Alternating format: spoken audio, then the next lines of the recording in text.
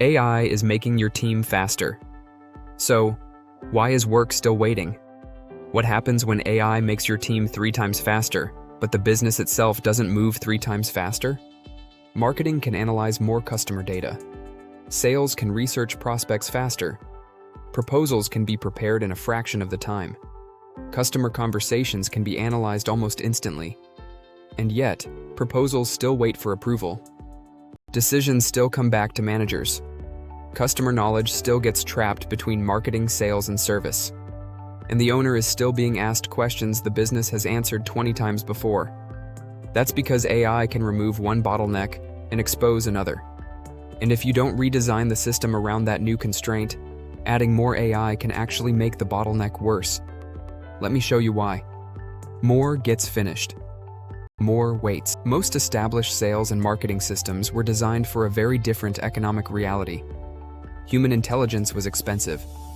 Think about a normal B2B sales process. Marketing generated an inquiry. Someone reviewed it. Sales qualified it. A salesperson researched the prospect, held a discovery call, recorded notes, and worked out what mattered. Then someone prepared a proposal.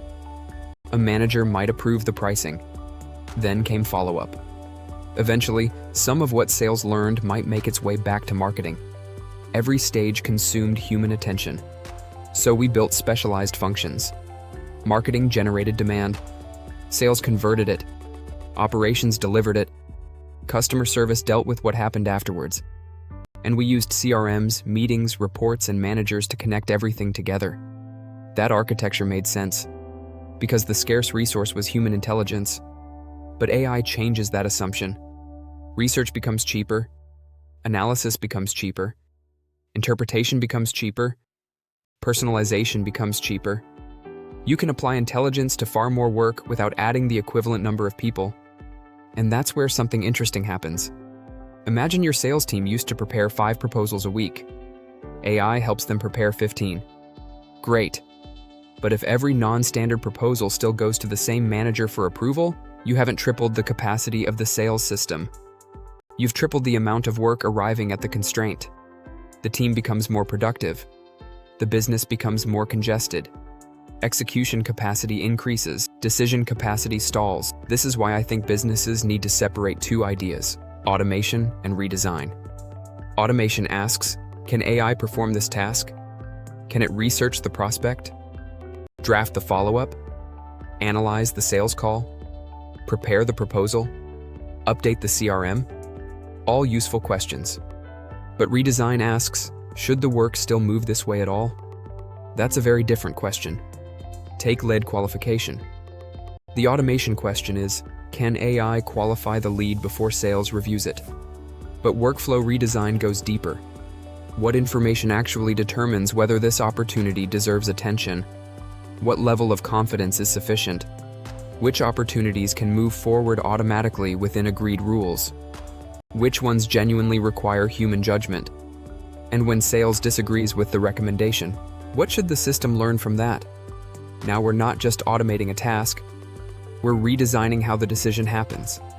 And there is a simple way you can start doing this in your own business. Instead of mapping your workflow only as a sequence of tasks, map it around 3 questions. Number 1, what must be known? What information or signals are necessary at this point? For an inbound inquiry, maybe that's company size, problem, urgency, buying intent, existing relationship, or fit. Number 2, what must be decided? This is where you identify the judgment controlling whether work moves. Is this lead worth pursuing? What offer is appropriate? Does this pricing require approval? Should this customer issue be escalated? Number 3, what action does that decision release? Because a decision that simply creates another handoff hasn't necessarily improved the system. What happens next? Who can act?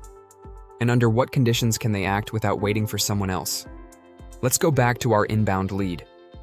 The traditional workflow might be lead arrives, marketing qualifies, sales contacts, discovery, proposal, approval, follow-up.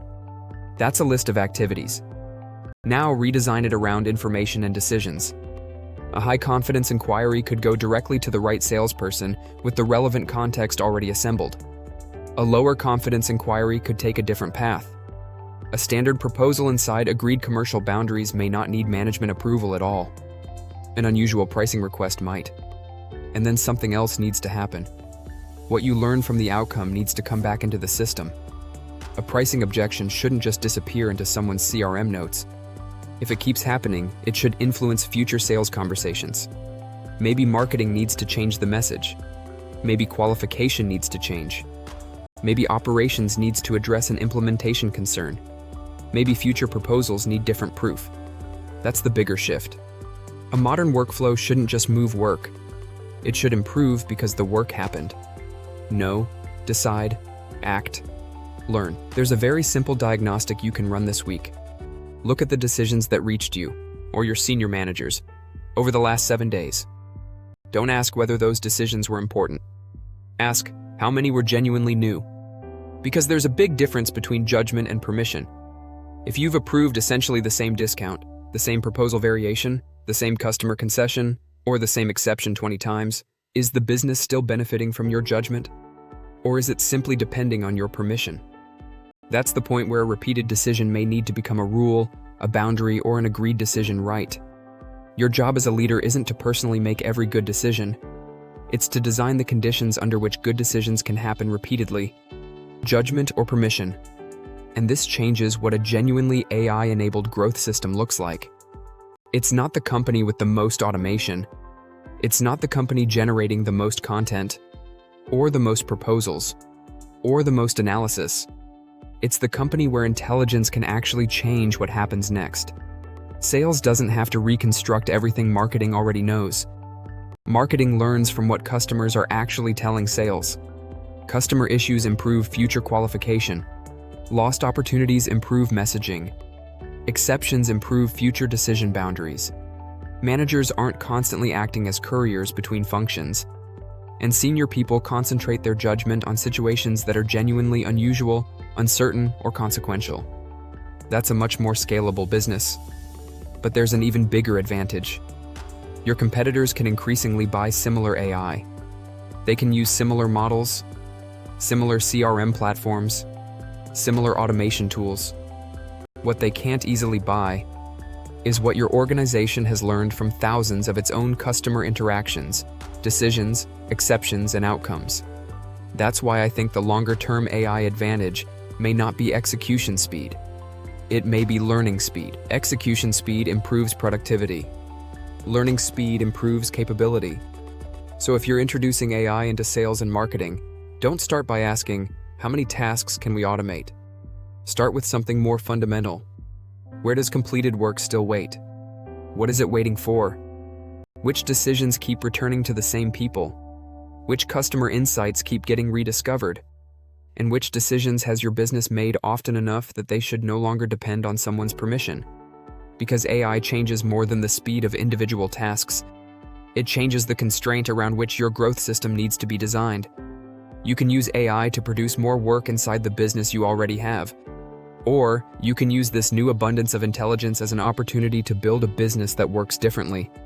One where work moves, where judgment is used where it actually matters, and where every customer interaction, decision, and outcome leaves the business more capable than it was before. If you're interested in how AI is changing the way businesses need to be designed, not just which tools to use, I'll see you in the next video. Don't just automate the workflow. Redesign what makes the work move.